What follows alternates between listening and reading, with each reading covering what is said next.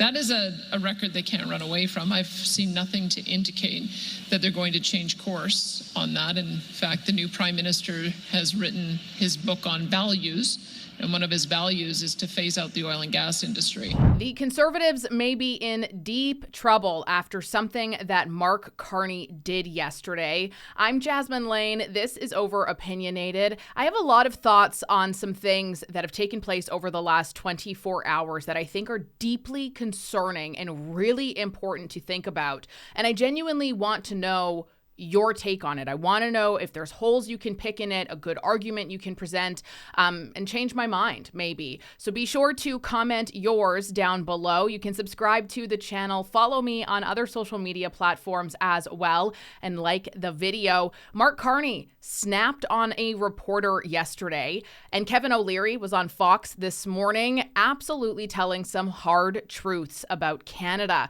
We have some more liberal gaslighting, fact-checking, and another hot mic moment, along with a couple of other stories coming out today. I did want to point you to this first and foremost. The Conservatives have a very large, the largest in history actually, budget when it comes to running campaigns right now. Once an election is called, the way that that money can be spent there will be regulations and rules under it. So they've been running all sorts of campaigns for quite some time across all platforms. And you've had the Liberal Party running a few, but more than just that has been some massive ad dollars behind other organizations, independent organizations, which for the record, are completely legal to do.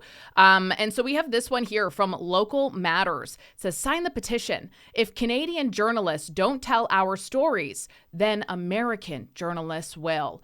And this has to do with Pierre Poilievre and his remarks about defunding the CBC. They receive over $1 billion a year, $1 billion in government subsidies, but their videos don't get very many views. Their audience is quite low. If you go and look at the analytics in the back end, access I used to have when I worked in media, you can see that their viewership is incredibly low. And so the whole thing with defund the CBC, it's just outrageous to me because at the end of the day, yes, there are other organizations as well who receive government subsidies. Typically conservative ones tend to not get those grants, but they can.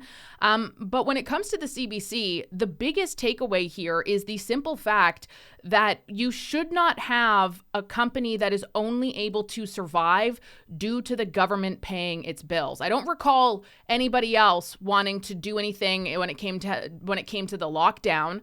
As an example, when there were businesses shutting their doors, the government didn't go there to give them $1 billion to make sure that that local ma and pa shop that had been running for 50 plus years was still active and running and successful. But they do that to the CBC and at a really large margin too, in terms of how much funding they actually get.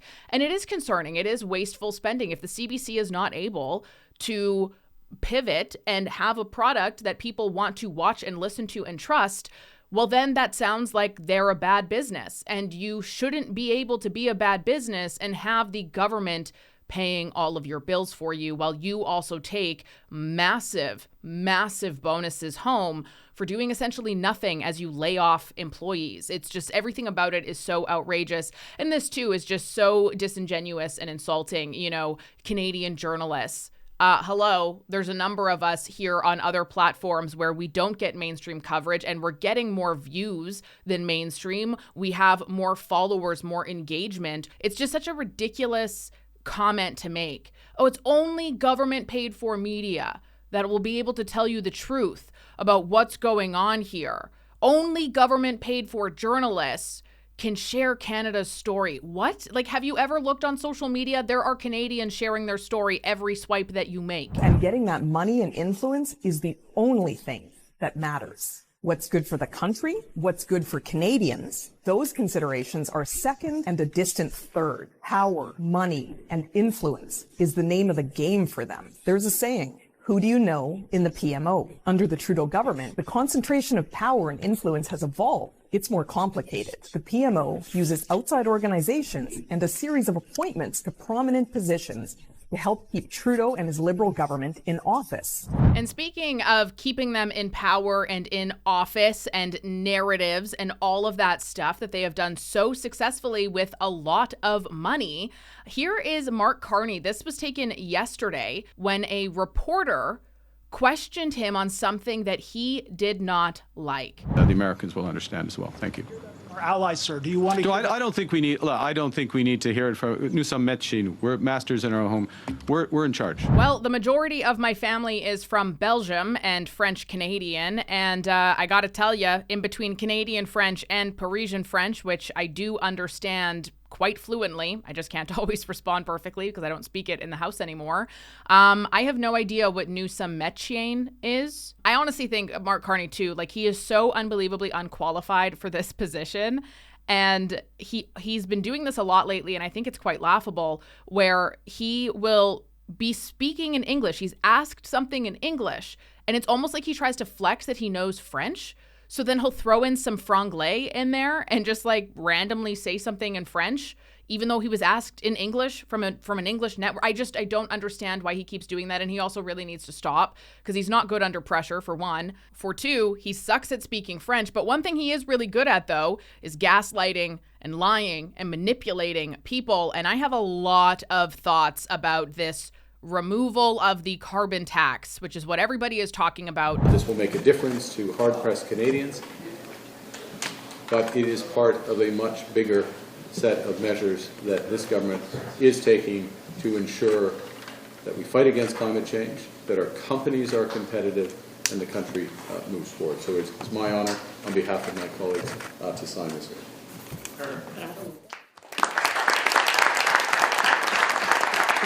I do think it's quite funny that the Liberals, Mark Carney himself, has for a very long time been comparing Pierre Poilievre and the Conservatives to Donald Trump and Republicans to attempt to villainize them and divide Canadians even more. But then here he is signing an order of council or order in council that appears to look exactly like Donald Trump's executive orders that he's been signing lately. One thing about this that's interesting is it is supposed to look like it's an order in council. However, if you actually zoom in on the document, it says, I hereby instruct that the fuel charge be removed as of April 1st, 2025, and that the April 2025 Canada carbon rebate is issued. And then it has Mark Carney's fancy little signature there. If you have ever had a bill, you may recognize it. And it's kind of weird because that's not usually how orders and councils will work. They are made by the Governor General on advice of Cabinet, not an I hereby instruct to be signed by the Prime Minister. Like, that doesn't sound right. And Michelle Rempel-Garner, who is an MP on the conservative side, she even said, executive orders don't exist in Canada. This paper isn't worth the Sharpie it's signed with. The carbon tax still exists, and Mark Carney is apparently busy signing fakes while trying to copy Donald Trump's daily executive signing ceremonies. Conservative premiers across this country are misleading Canadians, are not telling the truth. 8 out of 10 families across the country in federal backstop jurisdictions make more money with the Canada carbon rebate than it costs with the price on pollution. So not only are we fighting climate change and reducing emissions, contrary to what Liberal followers who just kind of regurgitate talking points will tell you, there's actually been no scientific research whatsoever to confirm that any emissions were reduced as a result of the carbon tax. I've done dozens of videos on that in particular. It's interesting, though, because the Liberal Party actually ran this smear campaign like last year where they said Pierre Poilievre wants to take your Canada carbon rebate, taking away money from 8 out of 10 Canadians, but his climate denial would cost you more than your rebates. Let's stop him. That was the narrative, though, right? And then all of a sudden, the Liberal Party post yesterday, this is action for Canadians. Prime Minister Mark Carney's decision Friday to eliminate the consumer carbon price will see the price of gasoline reduced by 17.6 cents on April 1st. Not to mention Mark Carney's own words about the carbon tax. And boy, oh boy, I'm going to go off very soon here. If we took away the price on pollution, more than 2/3 of Canadians would be worse off.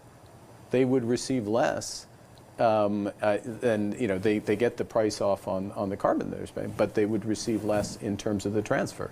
And I think very few people understand that. Contrary to you thinking that we're idiots, we can do math and we read our bills and we understand inflation and the cost of living and we know what's going on. And you can try to cherry pick data points and manipulate data and gaslight and lie as much as you want, but the truth will always prevail. Because if what he was saying was in fact true, it seems kind of bizarre that he would go and eliminate something that's going to make life even more difficult for Canadians, especially right now, right?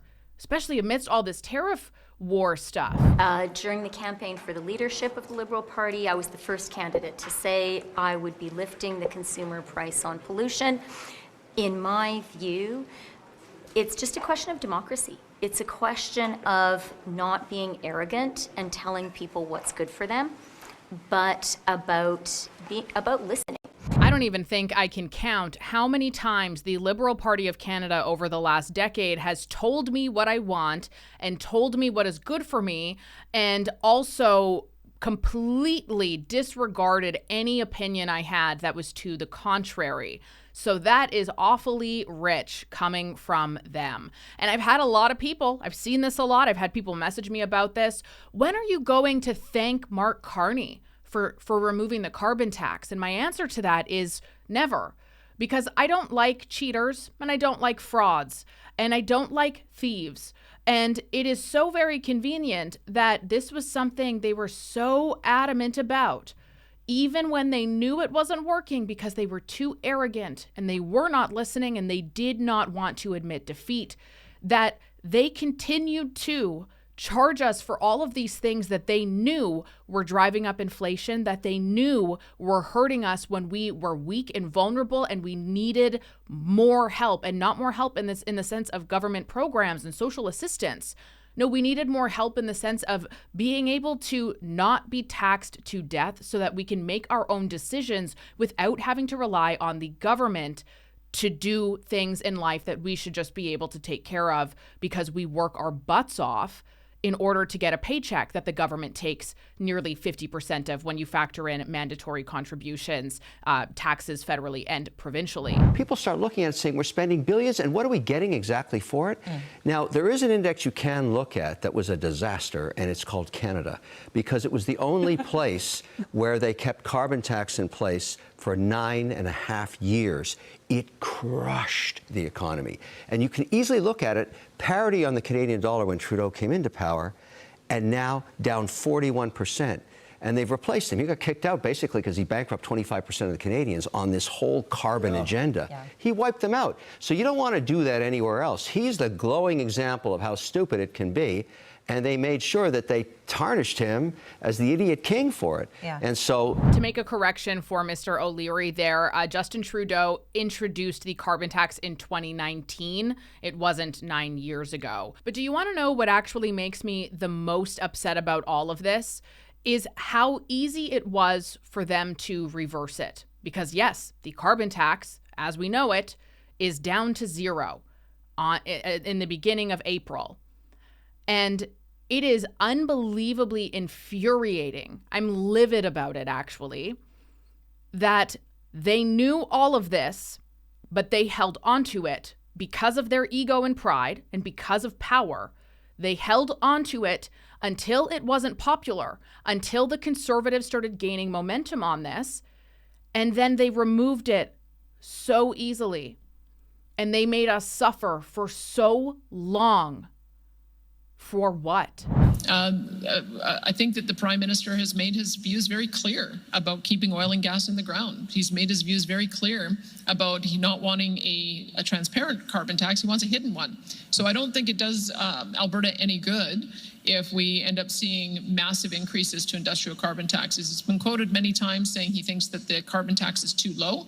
So I'm going to just reserve judgment. I had a whole range of things that are problematic with the federal government, from emissions caps to tanker bans off the West Coast, the inability to approve pipelines, getting approvals and then having them pulled, having a convoluted regulatory process that makes it impossible to get new pipelines built, continued threats of regulating our power grid, continued threats of regulating our industry, continued threats of export taxes, cutting off energy. I haven't really seen any change that would lead me to be encouraged that we're going to have a reset on our relationship. So we need an election. And despite all of the media headlines about Carney killing the consumer carbon tax, he cancels it, he eliminates it. No, no, no. This is the truth. Carbon tax will come back. Yeah,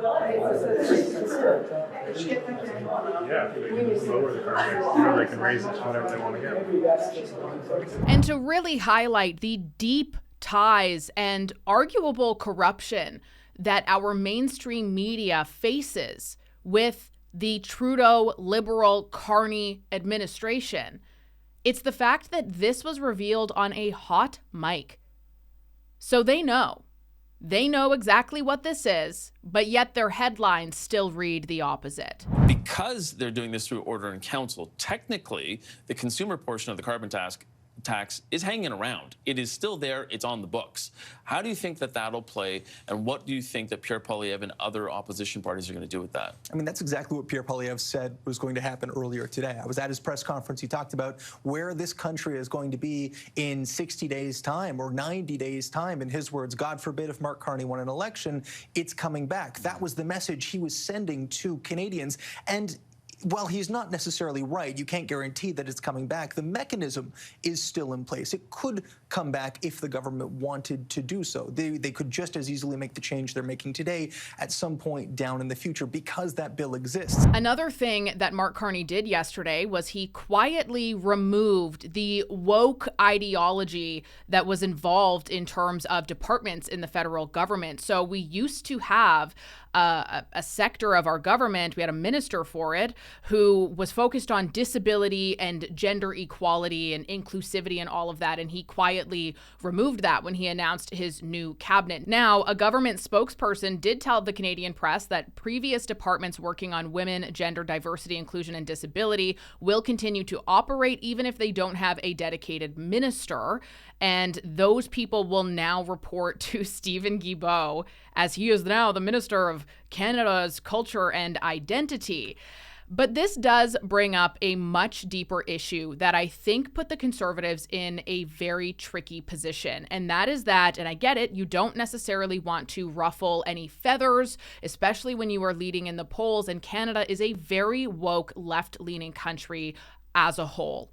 However, by not taking a harder stance on all of these things like Conservatives traditionally would, you have now enabled the Carney government to do all of these things for you, to take on these conservative-leaning issues because you were hesitant. Billboard Chris on X wrote, he said, Pierre Poilievre and the Canadian Conservatives refused to lead on the issue of gender ideology and DEI. Now, the new Liberal leader, Mark Carney, gets to steal any advantage they could have gained. Carney has eliminated the cabinet position of Minister for Women and Gender Equality, and he has axed the role of Minister for Diversity, Inclusion, and Persons with Disabilities. This is only going to win more centrist Canadian votes. Opportunity lost Conservatives. And I completely agree with this. The Liberals are very actively changing their image, whether or not they believe it, to appear more center, because that is what's winning. If you go around the globe right now, that is absolutely where everybody is shifting to. They went way too far left. People were like, okay, I'm compassionate. I don't want to lose my job. Alrighty then. Yeah, sure. I love all that stuff. And now people are sick of it because it's gone too far. Now, I will grant the Conservatives some understanding, perhaps some leniency in this, because yes, the world was so taken over by this ideology for a very short period of time where it was in its extreme.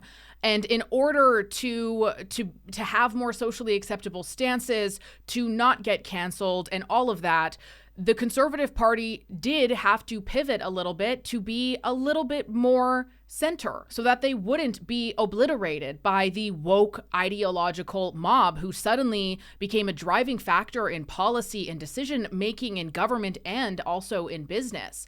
So I'm very curious to know what pivots are going to be made now before the Liberals have an opportunity to take them. Because as it stands right now, I've said this forever, the Canadian Conservative Party is much more aligned with the definition of an actual liberal or libertarian, perhaps, but it's not aligned with being a true conservative who's willing to kind of go through that scrutiny, say things that you know are true, that you know are valued, at the risk of potential scrutiny over it. They have become very soft on so many key issues because of how the world has changed. And because, yeah, of course, why would you want your party to be absolutely destroyed by the media and by everybody else? And people already call them all sorts of names. So you almost have a situation where the Liberals were so far left that now they're going center, and the Conservative Party was right of center and then started to move more left. What on earth do you do now to differentiate yourself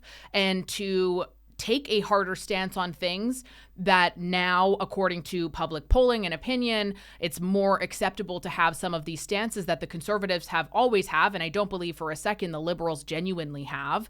What on earth, what does this do for the Conservative Party? This is a bad situation for them to be in, certainly. And the Liberals are absolutely playing a dirty game to win by a landslide, obviously. Literally everything that they're running on is conservative talking points that they villainized them for the last number of years. And suddenly they're doing it, and it's okay now because it's the Liberals who are doing it.